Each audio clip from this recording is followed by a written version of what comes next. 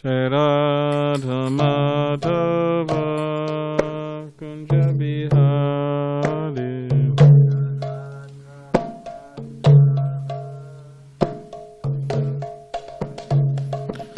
Jai Radha Madhava Kunja Bihari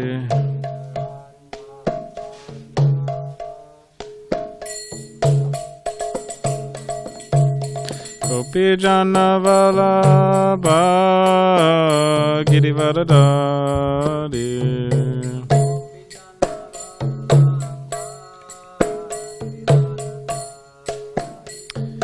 Gopi Jana Vallabha Girivardhari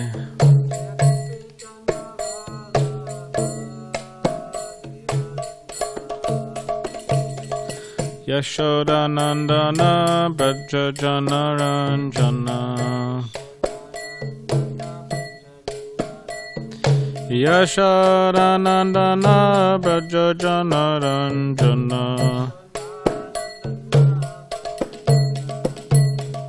Yamuna Tira Vanachari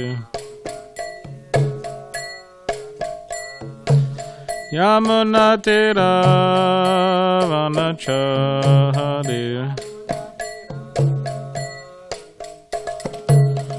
Jaya Radha Madhava Kunja Bihari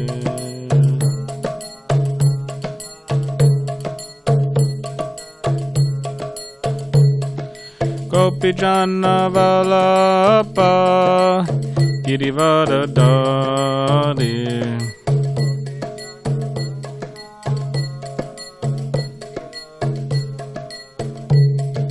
Gopi Jana Vallabha Girivardhari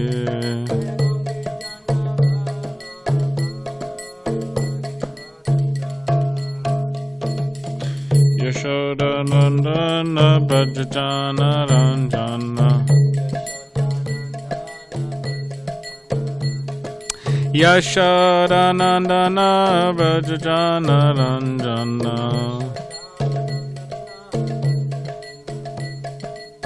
Yamuna Tira Vanachari Yamuna Tira Vanachari Jaya Radha Madhava Kunja Bihari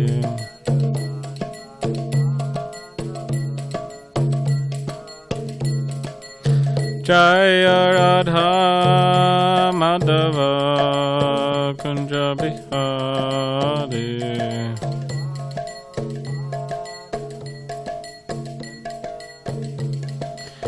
Jaya Radha Madhava Kunja Bihari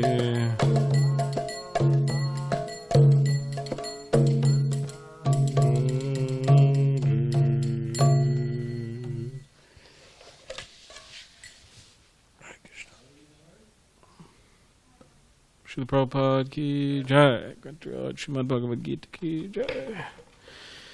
All glories to the simple devotee, all glories to the simple devotee, all glories to the simple devotee.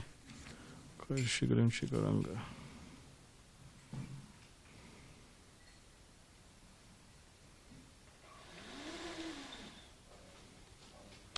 Om Namo Bhagavate Vasudevaya.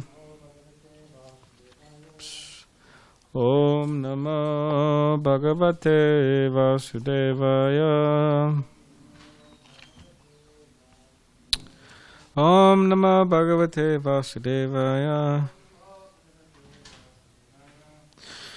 Srimad Bhagavad Gita as it is, translation and commentary by His Divine Grace, A.C. Bhaktivedanta Swami Prabhupada, Chapter 14, The Three Modes of Material Nature, Text 11.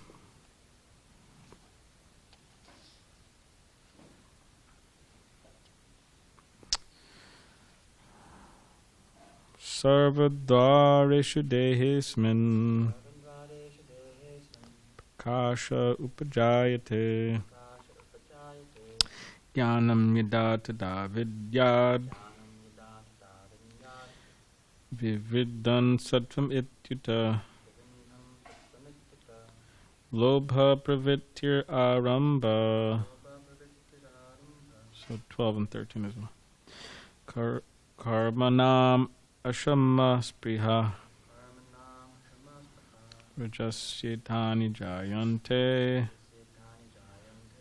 vivridhe bharatarshaba prakasho pravittischa pramado moha evacha tamasyetani jayante vividhe gurunandana.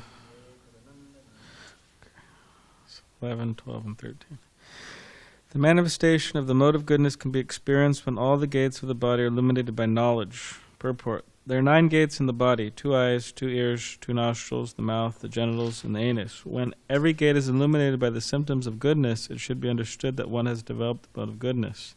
In the mode of goodness, one can see things in the right position, one can hear things in the right position, one can taste things in the right position. One becomes cleansed inside and outside. In every gate there is development of the symptoms of happiness, and that is the position of goodness. 12. O chief of Bhartas, when there is an increase in the mode of passion, the symptoms of great attachment, fruit of activity, intense endeavor, and uncontrollable desire and hankering develop. Purport. One in the mode of passion is never satisfied with the position he has already acquired.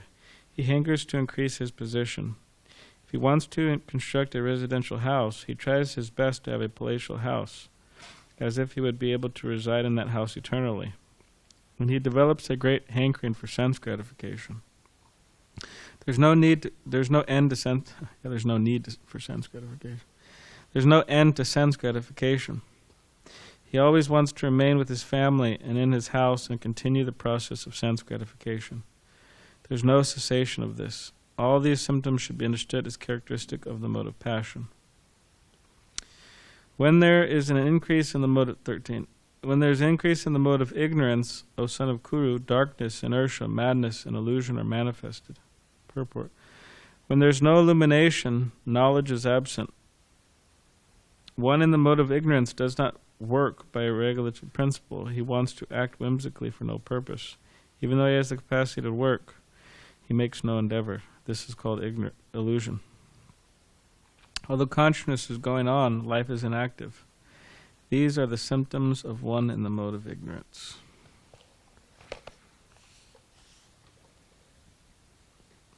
Om Jnanitivadandasya Gananjana Shalakaya Chakshulanmaditam Vena Tasmai Shri Gurave Namaha Mukam Karitavachalam Pangam Nangayate Girim Yakripadam Ham Bande Shri Gurun Divitadam Bancha Kapadribishta Kripa Sindhu Bevacha Patitanam Pavanebhyo Vaishnavebhyo Namo Namaha. Jai Shri Krishna Chaitanya Prabhu Shri Advaita Gadadhar Shivasadi Gaur Bhaktivinda Hare Krishna Krishna Krishna Hare Hare Hare Rama Rama Rama Hare Hare.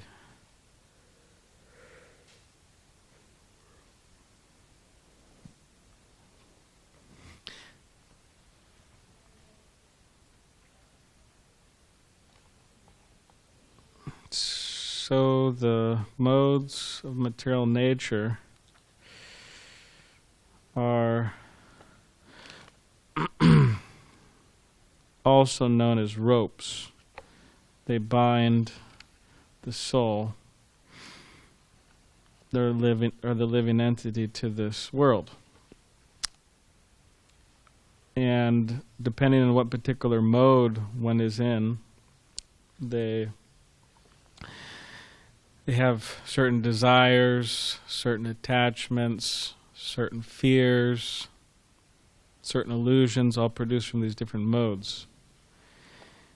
And ultimately, of course, there is mention that we should be in the mode of goodness, but ultimately we want to transcend the mode of goodness as well.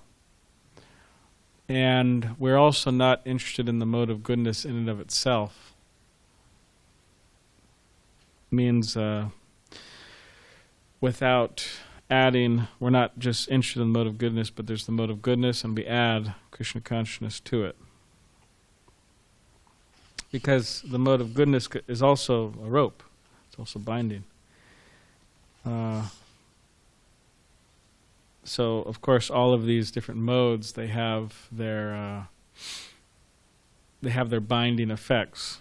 It's similar with the mode of goodness. It's not that it's like, okay, great, I reached the mode of goodness, and then that's it. But there's more further to go, further progress to make. So the mode of ignorance, it is. I just have this nice little description here, Borijan Prabhu. There's passion, ignorance, and goodness here. But so the mode of ignorance, there's whimsy, purposelessness, inactivity, madness, foolishness, misery, distress, intoxication, illusion, excessive sleep, degradation, laziness, renunciation of activities meant for spiritual welfare, and the seeking of happiness without considering its effects on one's self-realization. So we see that this description, these different qualities are not beneficial to one's Krishna consciousness. Seeking happiness without considering its effects on one's self-realization. This is what's going on nowadays. People seek happiness, but they don't really think, how is this going to affect my self-realization? Self-realization's like at the window. And it's not that devotees are free from this. I mean, I hope for the most part devotees are, and trying to be free from this, but devotees may also engage in activities looking for happiness that negatively affect one's self-realization. In other words, they be influenced by the mode of ignorance. Because the world is just full of opportunities for engaging the senses in such a way, seeking happiness that has nothing to do with self-realization. And sometimes devotees are influenced by that. So, laziness, degradation, excessive sleep, illusion, intoxication, misery, foolishness. So these are some of the descriptions of the mode of ignorance. So that's why we just want to give it up. It's not at all beneficial for Krishna consciousness. It's not at all. And then passion, great attachment, fruit of activity, intense endeavor, uncontrolled desire, and hankering, and the tendency to speculate. One is never satisfied with one's position. One feels family attachment, greed, a desire for respect and honor, and is willing to perform sacrifices simply to gain that respect and honor. So, the mode of passion is also not conducive. It's not conducive. And it produces within one a very intense illusion in that one becomes very interested in building themselves up, or you could say making a name for themselves, or making some type of becoming big within this material world. And this is very common. People want to become big in this material world. A big man or a big woman in this material world. But devotees aren't really interested in that. They're not interested in becoming big in material estimation. And even in spiritual estimation, devotees aren't interested in that. Just like Prabhupada was in Los Angeles, and I think he was talking with some parents there, of some probably mad parents, but their son joined the Hare Krishna movement. And Rameshwar Prabhu was there, and he was he was there observing Prabhupada talk with these parents. And Prabhupada was saying that, devotee, they do not have any, aspirations. They have no aspirations. Now, of course, for a parent to hear that from the guru of the Hare Krishna movement, yeah, we don't have any aspirations. It's like, oh man, like I've trained my child since childhood to be like me in the mode of passion, and have tons of aspirations. I've been putting away money in a bank account for this kid for the last 15, almost 20 years, so he could go to college and get a degree and be a doctor. A big man, you could say, in this material world, right? That's a very, you could say it's a big aspiration. So, and you're saying you have no aspiration? So, and that's exactly what Prabhupada was saying. So, yeah, no aspiration. And then Rameshwar, he said that, Prabhupada means no material aspiration, which is generally the case. So yeah, no material aspiration. Which is true. But Prabhupada said, also no spiritual aspiration either. It's kind of interesting. No material aspiration, no spiritual aspiration. So what does that mean? It means that Prabhupada's saying that, we could see it as that, devotee is humble, Chanadapi, Sinuchana, Torapi, Sishna, Manina, Kirtaniya Sadahari. That one who is as humble as a blade of grass, as tall as a tree, thinks all respects belongs to others and none belongs for themselves. In such a state, one could chant the holy name of the Lord constantly. So this is, you say, being humble, that they're not interested in becoming some big person in a mundane sense, which is characteristic of the mode of passion. But also, they're not interested in being some big person in the spiritual circles either. So that's important. Because you could say in some, practically, that is also the mode of passion. We want to be a big person in the spiritual circles. In one particular point, Prabhupada said that if one is trying to be important in the material sense or the spiritual sense, they can't relish the true happiness of Krishna consciousness.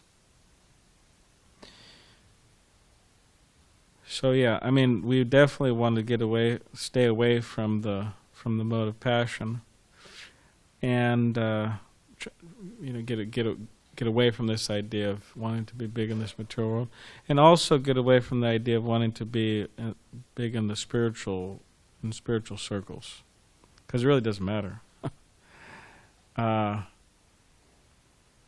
What matters is that we develop our love for Krishna. That's what matters, and everything else doesn't really matter. Of course, within the realm of developing our love for Krishna, there's many things that we do and many things that we don't do, but I think it's a very simplified way of saying it, but yeah. Because there's a verse from the Bhagavatam here, it says, "You cannot please Krishna by becoming perfect Brahmins, demigods, or great saints, or by becoming perfectly good in etiquette, or by vast learning. The Lord is pleased only if one has unflinching, unalloyed devotion to Him."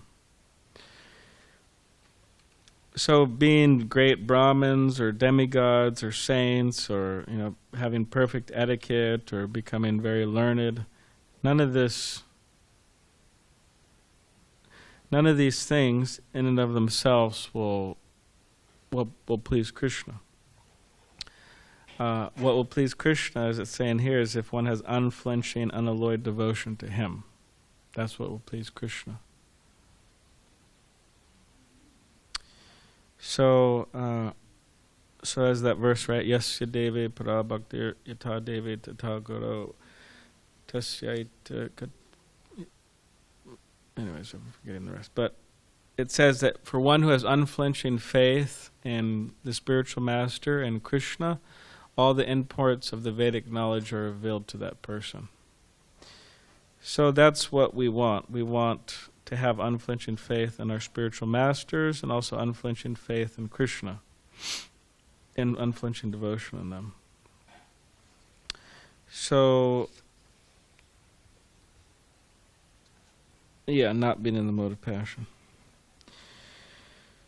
In the mode of passion, as this text purport says to 12, hankering for sense gratification, there's no end to sense gratification. He always wants to remain with his family and in his house and to continue the process of sense gratification. There's no cessation of this. All these symptoms should be understood as characteristic of the mode of passion.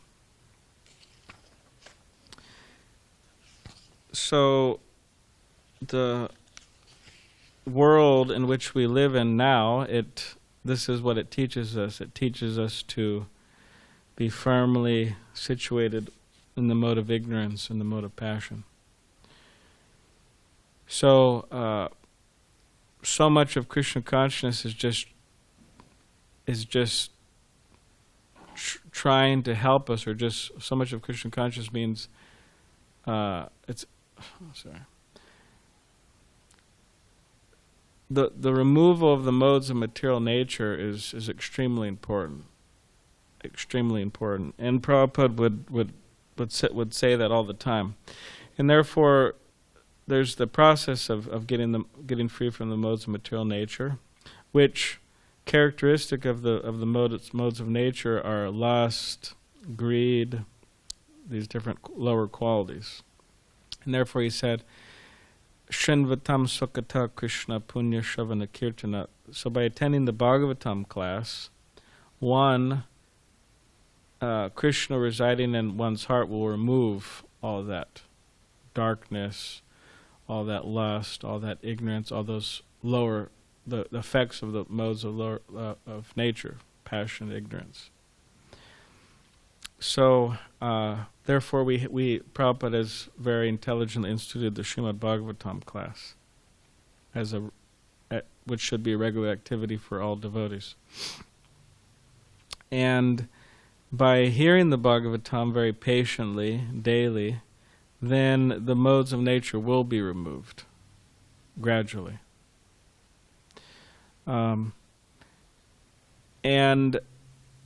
And by doing that, Krishna will purify the heart, and one will be situated on one will be situated in goodness. And then in goodness, one could actually see things for what they really are. One could see, as the purport is saying, one could see things in the right position, hear things in the right position, and one can taste things in the right position. So in other words, one's senses become refined. They become purified, in the sense that the senses are not attracted to, just like people's eating habits. If someone's in the lower modes of material nature, their eating habits are low class, tamasic. Just like that Burma story of the people in the village collecting all the dead carcasses of rats and cats and dogs and whatever, bats. And they let them, put them in some type of urn, some type of hole or something in the ground, and let them marinate there, and let all the juices and then on special festival days they bottle it up and take it out and sprinkle it all over their preps. Think, oh, this is so great.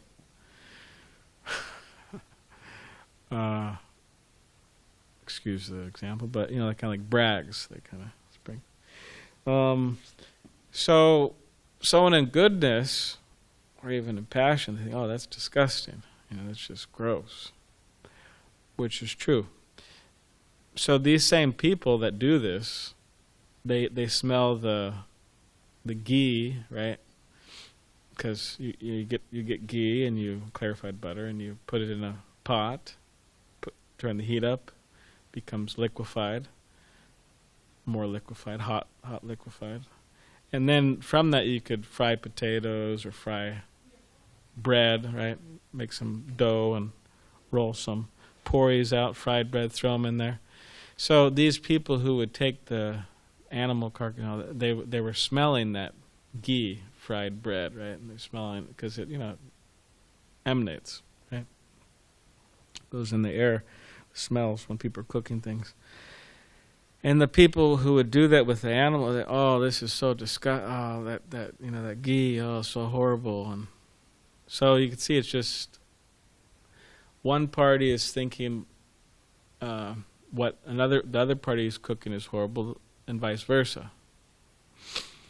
Why? Because one class of people or one group of people, their senses are conditioned, their senses are contaminated by the mode of ignorance. And the other person's senses are conditioned by the mode of goodness, and therefore the difference. So that's you could say, beauty of, that's the beauty of becoming situated in the mode of goodness, is that one is attracted to the right things.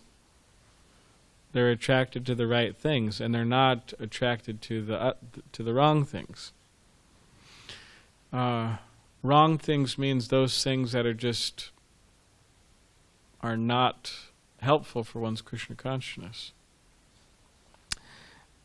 And you could say that's one of the greatest dangers, actually, that that those aspiring to become devotees, or those who are aspiring to become lovers of Krishna, have in this world, is that, are my senses going to be attracted to that which they shouldn't be attracted to?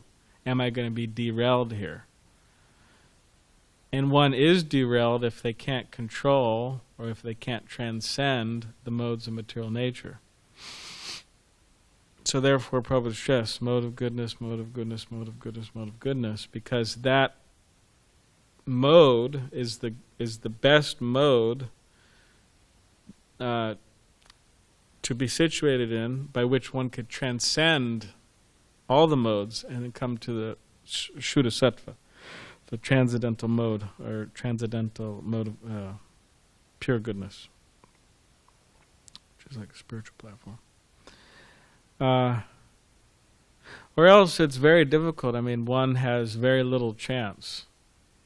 Without being situated in the mode of goodness, one has very little chance of actually attaining high levels of Krishna consciousness, because high levels of Krishna consciousness never automatically entail that one is not attracted to so many things. Right? Yadavari mama Krishna Chitta Krishna Padada Vindam Nava Rasad. Yeah. That Yamunacharya, he says, ever since I've been relishing the nectar of serving Krishna, his lotus feet, his devotional service, each time I think of sex life with a woman, my lips curl and I spit at the thought. So that means he's disgusted by the thought. Why? Because that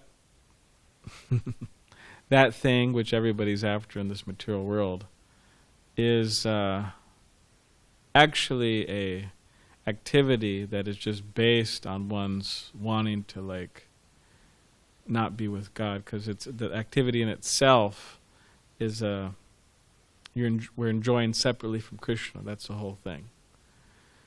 People aren't thinking about God when they're engaged in all these lusty affairs. They think about themselves. That's the problem, and their senses. So, so this particular example means that he feels such a connection with Krishna that whenever he thinks of engaging in some type of selfish enjoyment for his own personal sense gratification, he's disgusted by it. He doesn't want anything to do with it. Whereas previously, this Yabunacharya, as we've heard recently a few times now, he was a great king and had so much opportunity for material enjoyment. Which this shloka that he composed, it also is pointing out that the pleasure is that one can attain by Krishna consciousness or connected with Krishna is by far superior to the highest pleasure within this material world, which is that, which is that sex life or sex enjoyment.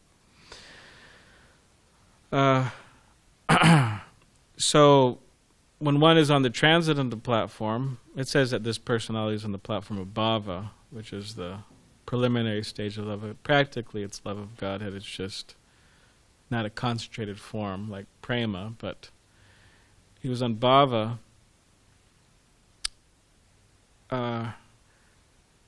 which automatically entails he's not attracted to so many things of this world. So if one is in goodness, one may be conditioned by certain, like the dangers of goodness here. The dangers of goodness are here. So these are the dangers of goodness. One can become conditioned by happiness that the mode of goodness offers, or one can become proud, thinking himself better than others, or complacent, satisfied in one's intellect. So these are the dangers of goodness. So in other words, on the transcendental platform like Yamunacharya Bhava, he's not attracted by so many things. And he's not bewildered by the lower modes of material nature. But in goodness, one may not be attracted to so many lower things also. But it's stating here, one may think, hey, well, all these fools, we go downtown SanDiego, we saw all these people, a bunch of dancing dogs down there downtown, and chasing their, one dog is chasing another dog, and female dog is chasing a male dog is chasing a female dog. But there's a bunch of them down there, or they're all listening to a bunch of Rajasic, Tamasic music and eating a bunch of abominable things. We think, oh, look at all those fools and rascals down there, and I'm situated in goodness. So we may not be attracted to that nightlife, and that will be Krishna's blessing on us. What useless nightlife.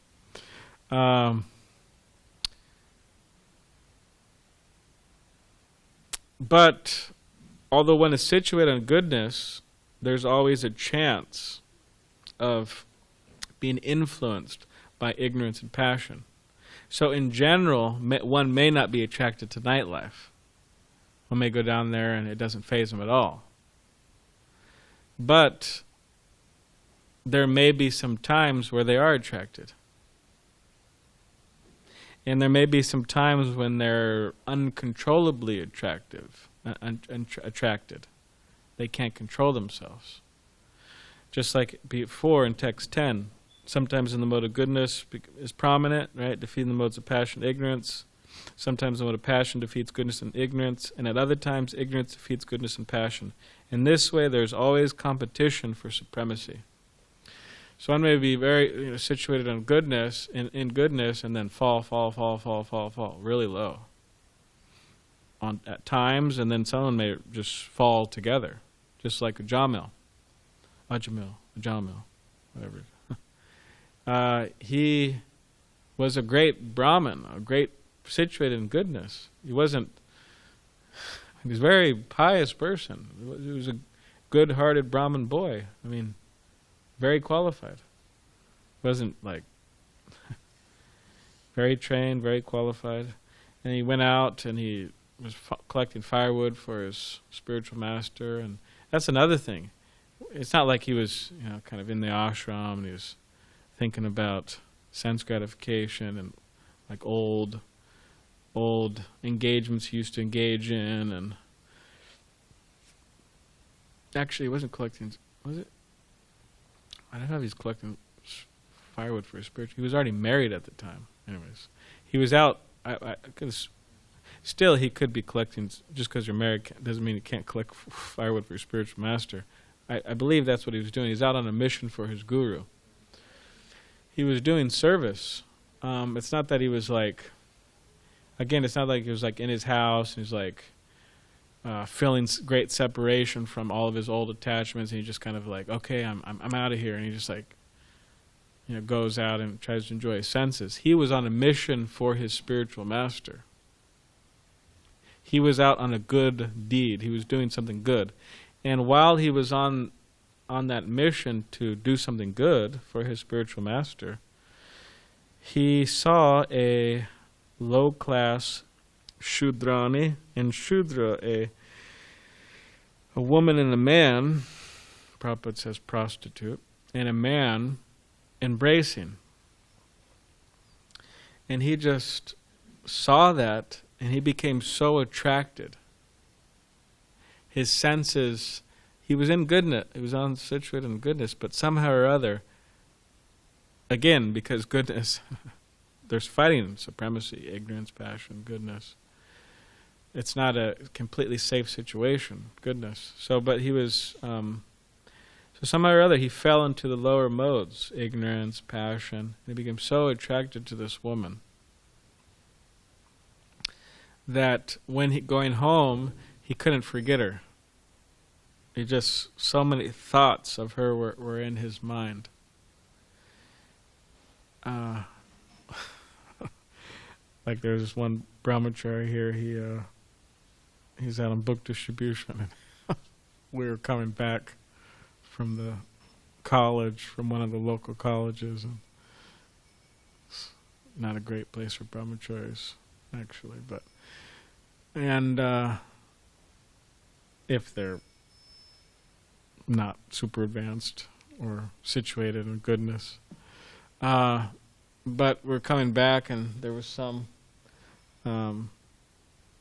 one of these brahmacharis, he apparently saw something like a Jamila saw, some woman and man embracing or something.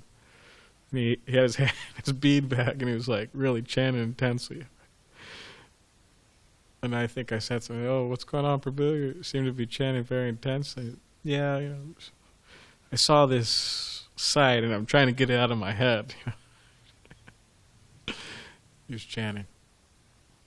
So maybe Ajamil was doing that. And I suspect he was, being a Brahmin. It's not that he was an uncontrolled materialist, that he saw this woman and man, and he went home and he was immediately,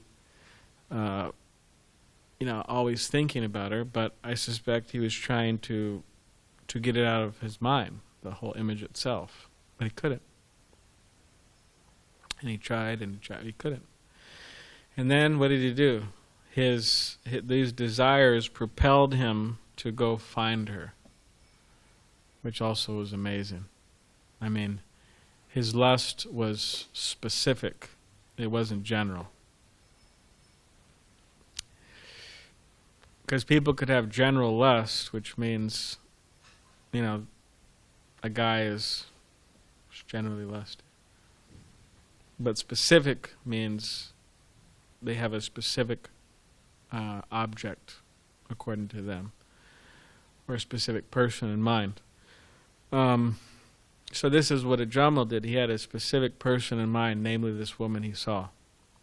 And sure enough, he went and found her, and his desire was fulfilled. He was able to be with that woman for many, many years, and they had many children, and he did so many horrible things to obtain money to support her.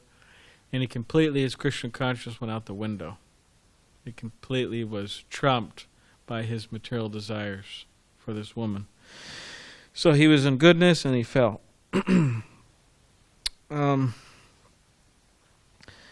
So yes, in general, you have Yamunacharya, then you have Ajamil situated in goodness.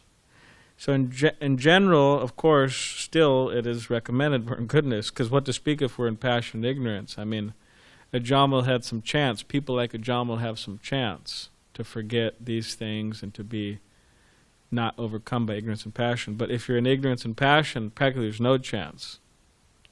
We're controlled, pushed. Our senses push us to engage in those tamasic or rajasic mode of passion, mode of ignorance activities. So yeah, best is to be beyond goodness. Second best is to be in goodness. In that, again, being situated in the higher, specifically the mode of goodness, it allows us not to be attracted to these lower things, which these lower things are against Krishna consciousness.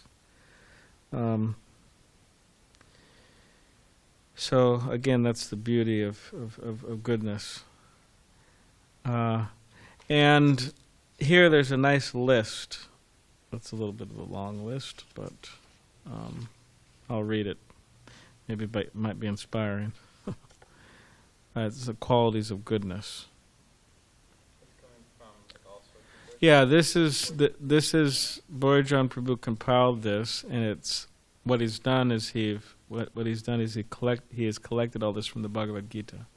It's quite a list here, but it's inspiring.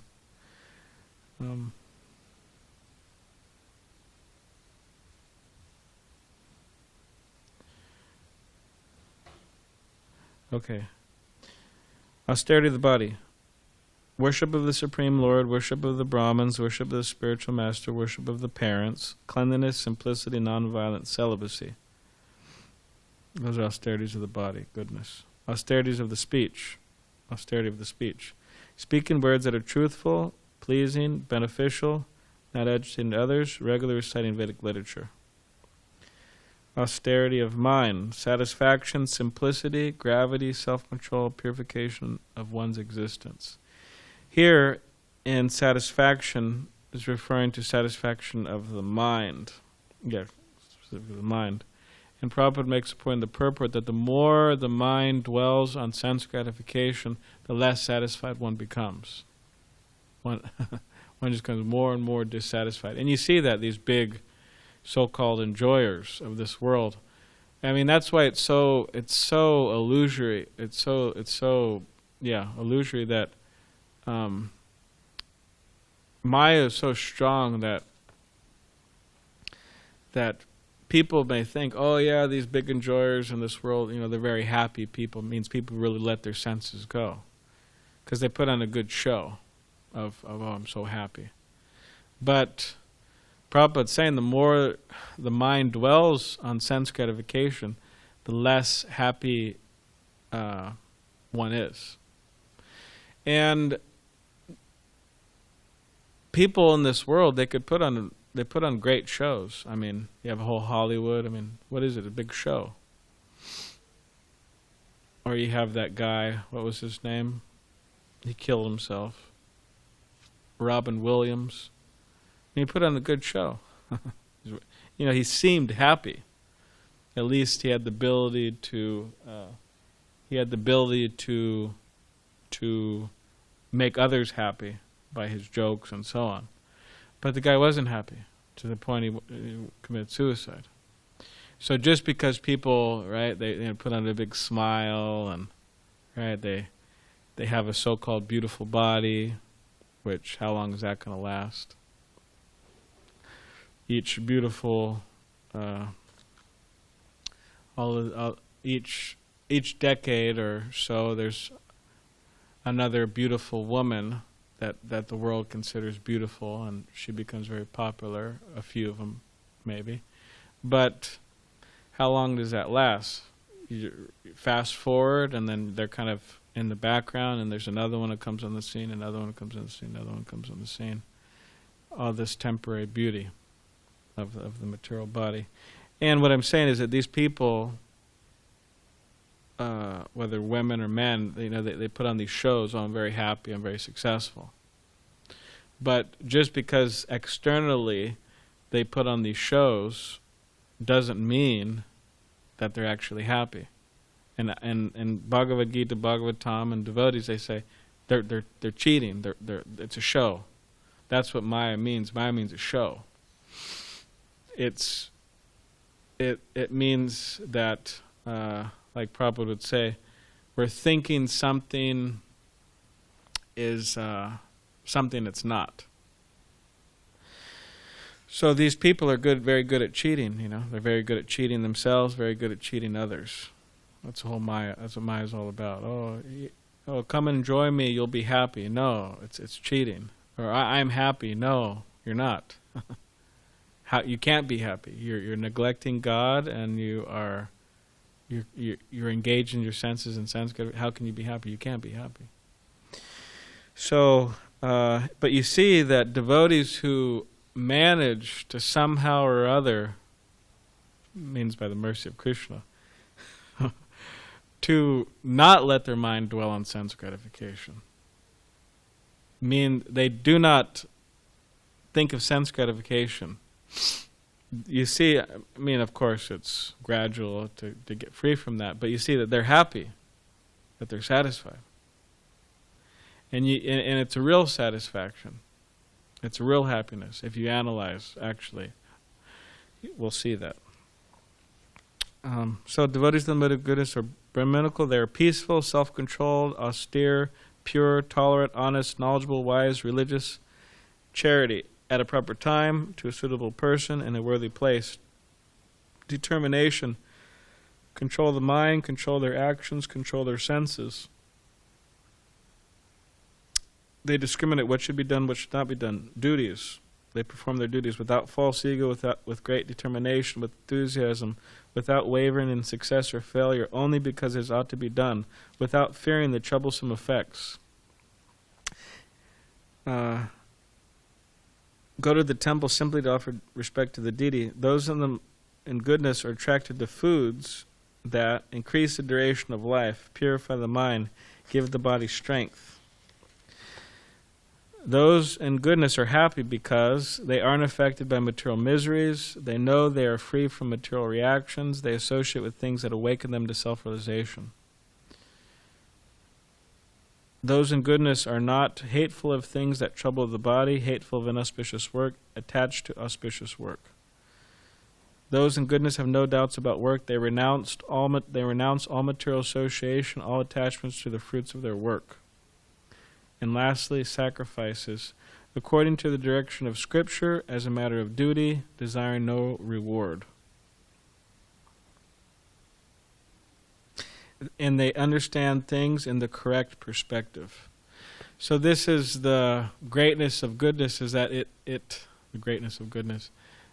it allows one to see things properly. And the mode of passion and ignorance completely obscures one's vision. One is attracted to so many things that are, what's that word? Antithetical? Antithetical to Krishna consciousness. That's the problem.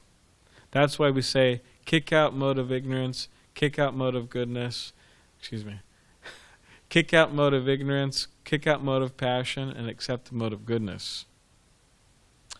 And we do that by hearing the Srimad Bhagavatam and Bhagavad Gita, and also by, it says here in the purport,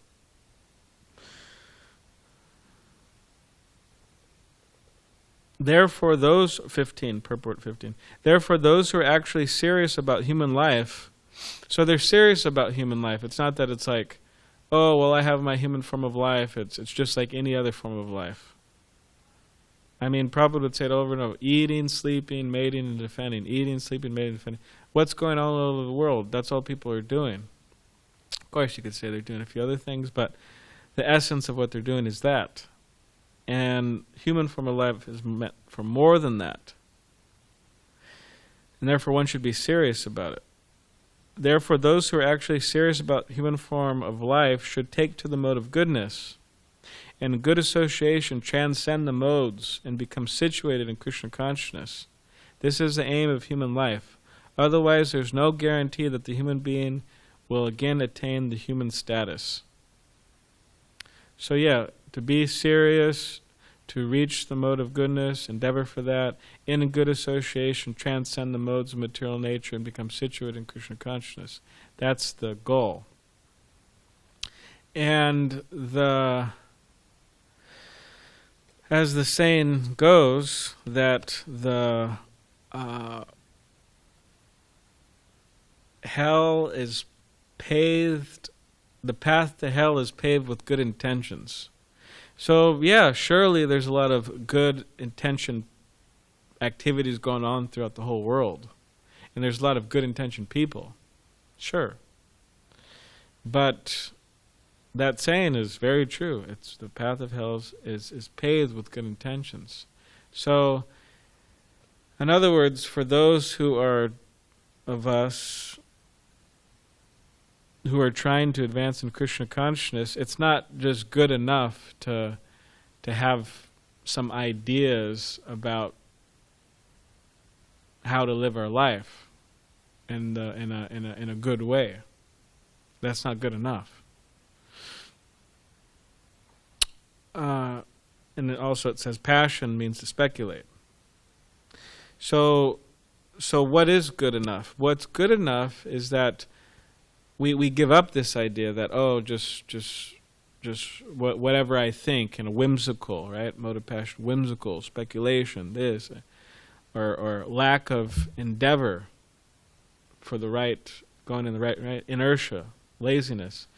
So mode of passion, mode of ignorance, getting rid of all that. But specifically, how do we know what is good? We know that by sadhu, shastra, and guru. Sadhu, guru, shastra. Sadhu, shastra, guru. So sadhu, the holy persons, saintly persons.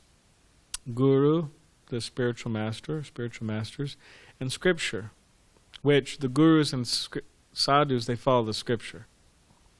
So we know by the scripture. So how do we transcend the mode of goodness? We hear the scripture. We meditate on the scripture. We follow the scripture. We follow the sadhus. We follow the spiritual master. And by doing this, then we will be successful. We won't be victimized anymore by these lower modes and what? As they're slaves. We're actually slaves to these. Ropes mean slaves. What does it mean to be roped up? It means to be a slave. I don't know what else it means. If you're roped up, what is it? If you're tied up, what does that mean? It means we're slaves. So the mode of goodness is a great way which we could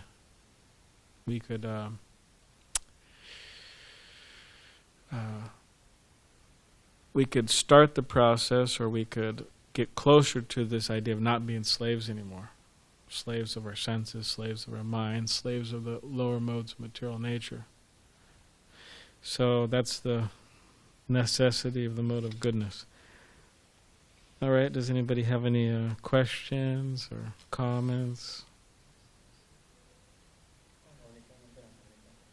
All right.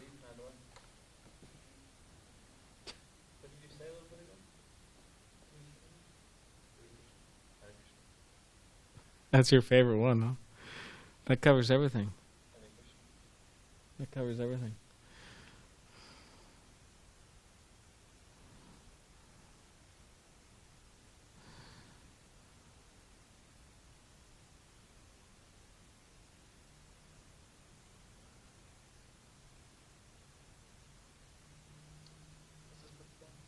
This is a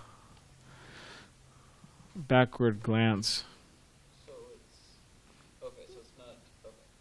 It's but it was discussing to the same canto 11. Cantos 11 and 12. It's like a because Uddhava Gita is here, which is Bhagavad Gita, Uddhava Gita, similar. So he did this after he wrote. Yeah.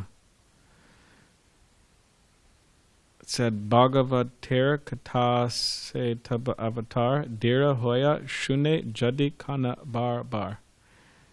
The words of Srimad Bhagavatam are your incarnation, and if a sober person repeatedly receives them with submissive for reception, hears them, then he will be able to understand your message. So your incarnation. He's saying this is your incarnation. Prabhupada's saying Krishna, the incarnation of Krishna is Srimad Bhagavatam. Also Bhagavad Gita, Krishna's words too. So yeah, that's how we transcend.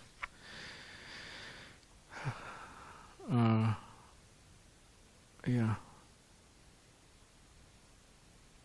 So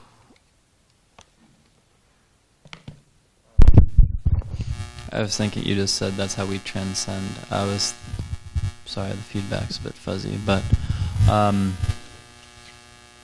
yeah, but you outlined the process, the Krishna conscious process of, there are these modes of material nature. Of course, there is this idea of transcending, being free from the material world, the miseries of it, and also then the being overjoyed by it, or the elation in it, so the attachment to it, and the pains of it. So being freed from this material world. And so then you said the process becoming free from the modes of material nature. So I was thinking only just now, comparatively, the other traditions, or not even, you can't even call them traditions, other practices, particularly one practice you know about, but others. There, not just one. I can think of at least 3 right now. But there are other practices, supposedly, Indian or Vedic practices with the same idea. The idea is liberation, some kind of liberation. But then there's not a process for getting free of the modes of material nature. There's not like a sensitivity to that. There's not an explanation about it. So the idea is that, yes, we all want to be free. And so eat whatever you want, listen to whatever you want, sleep whenever you want, however much you want, have sex whenever you want, however you want, with how many people you want, in whatever way you want, and so many different things. And there's no discussion about all these things are in the modes of material nature. And so eating certain things will make it just about impossible for you to transcend. The idea is that transcend, but then there's no, but transcend means just practice this meditation, or practice, focus on this mantra. Of course, we do focus on a mantra, and we do say that this mantra is complete in itself, the Hare Krishna mantra. But at the same time, if you really care about becoming liberated from it, and really appreciating the mantra, really being able to really appreciate the mantra, then you have to not be in the mode of ignorance. And therefore, if you really care about the mantra or becoming liberated, then you can't. It's totally contrary to then eat certain things, listen to certain things, have a certain kind of sex life, read certain books, all these things, sleep at different times, this much, whatever. So there's that. I was just thinking of. Yeah, we have to become Goswamis. So Goswami means, not just one of those, excuse the language, not just one of those dudes who travel the world with the, stick, the danda, their orange stick in their hands, and everybody hits the deck when they see them. Hit the deck, Swami's coming. But we're also meant to become Goswamis. The followers of the Sikh Goswami should all be Goswamis.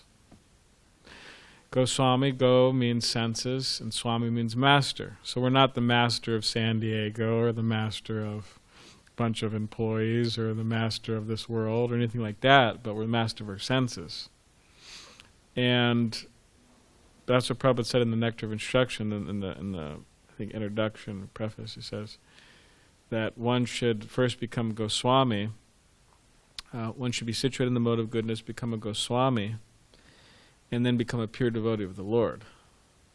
And then he said, by coming to the mode of goodness via following the instructions of Rupa Goswami in the Nectar of Instruction, and by becoming, situated in the mode of goodness, a Goswami, everything how to advance in Krishna consciousness will be revealed to that person, will be very clear.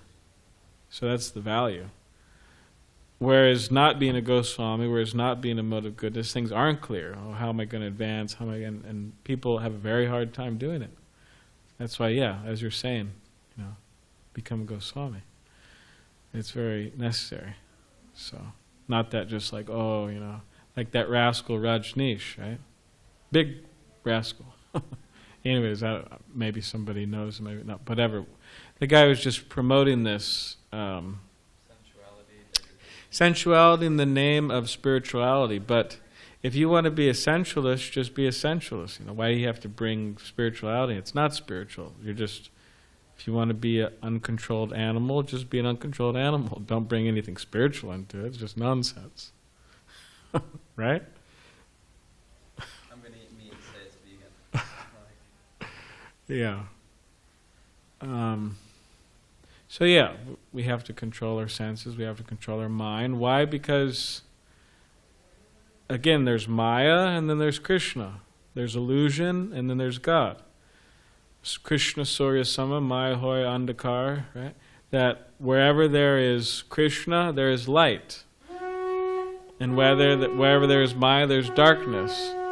So a life without God is darkness. And that just means letting the senses go wild. And a life with God means we control our senses. Why? For the purpose to focus them on Krishna. That's the idea. We focus on Krishna, not on illusion. So it's like lust and love. Lust means just this Maya, material world, and love means focusing on Krishna. So it's all about love. Krishna, Prem, specifically. So, all right, Srimad Bhagavad Gita ki jai.